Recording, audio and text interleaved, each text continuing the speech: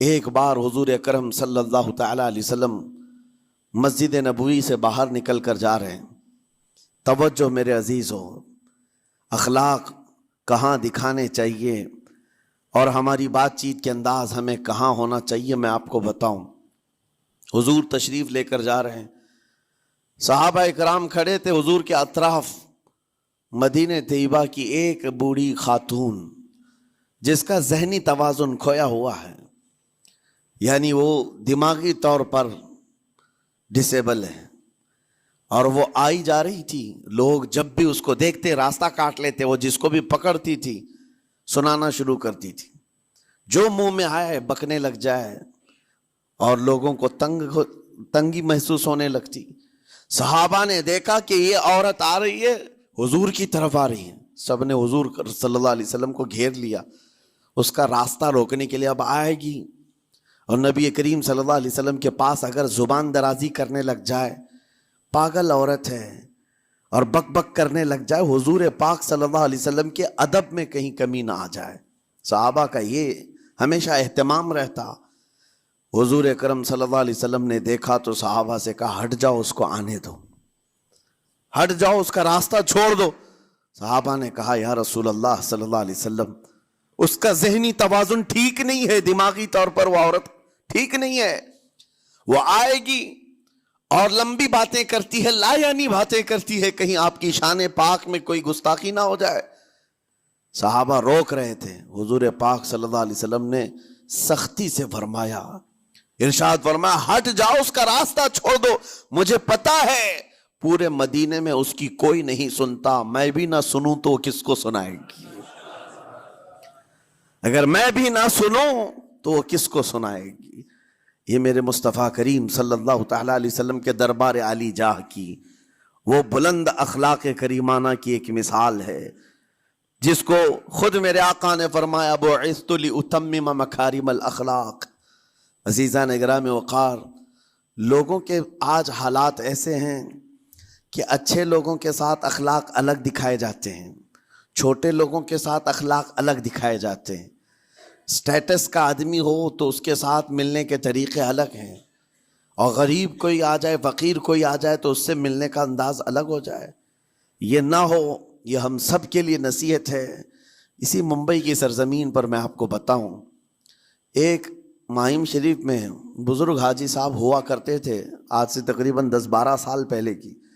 وہ کئی لوگوں سے ایک سوال کرتے تھے پکڑ پکڑ کر کے، کہ میرا ایک سوال ہے، آپ جواب دیں گے، میرا ایک سوال ہے۔ کئی علماء سے انہوں نے پوچھا، مجھ سے بھی انہوں نے، جب میں نیا تھا مصر سے پڑھ کر کے آیا تھا، میرے پاس آ کر کہا، کافی سالوں سے میرے ذہن میں ایک سوال ہوتا ہے، میں آپ سے بھی پوچھنا چاہتا ہوں۔ کہا، بتائیے کیا ہے؟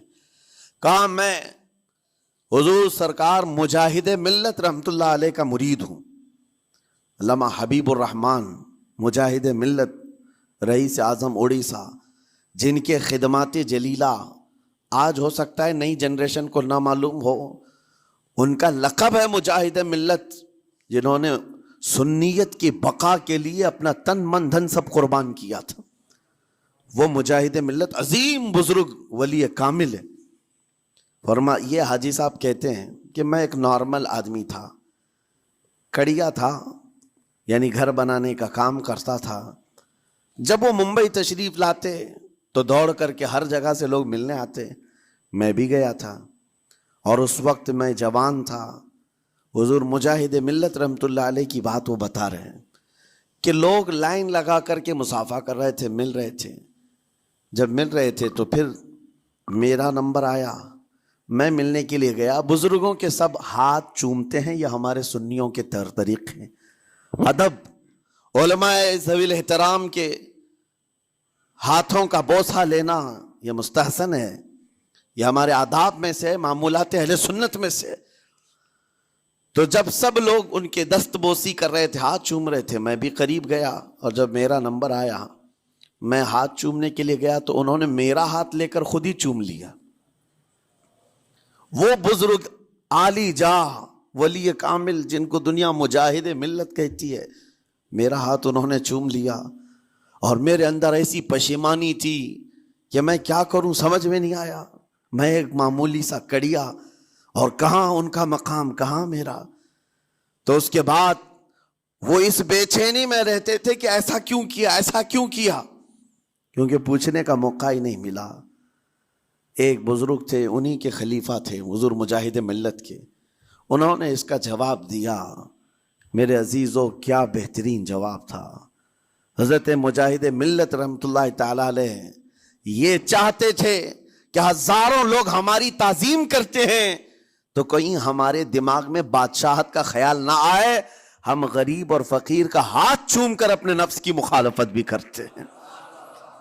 اخلاق کریمانہ دکھانے کے لیے اسٹیٹس والوں کے ساتھ ہی نہیں, غربا فقراء کے ساتھ بھی وہ اخلاق ہوں. نبی کریم صلی اللہ تعالی علیہ وسلم کے وہ آداب آج اگر آپ اپنا لیں, بہت ساری کڑوی چیزیں ویسی ختم ہو جائیں. آج ممبئی کی سرزمین پر سب سے بڑا یہ چیلنج ہے بات کرنے میں. نوجوانوں کے تو آج پارے چڑھے ہوئے ہوتے ہیں, ان سے کوئی بھی بات کر لے, جس تیور میں یہ بات کرتے ہیں ایسا لگتا ہے کہ ابھی لڑائی ہو جائے گی, ابھی جھگڑا ہو جائے گا.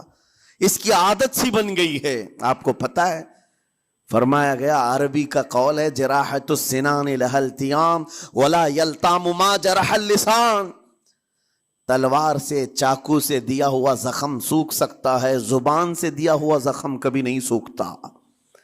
زبان سے دیا ہوا زخم نہیں سوکھتا.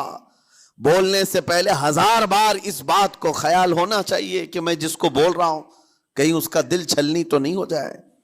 میری زبان یہ ہوتی 50 گرام کی چھوٹی زبان ہے, لیکن بڑے بڑے لوگوں کے کلیجے چیر کر رکھتی ہے, بڑے بڑے لوگوں کے دلوں میں سوراخ کر کے رکھتی ہے, زخمی کر کے رکھتی ہے اس کا استعمال.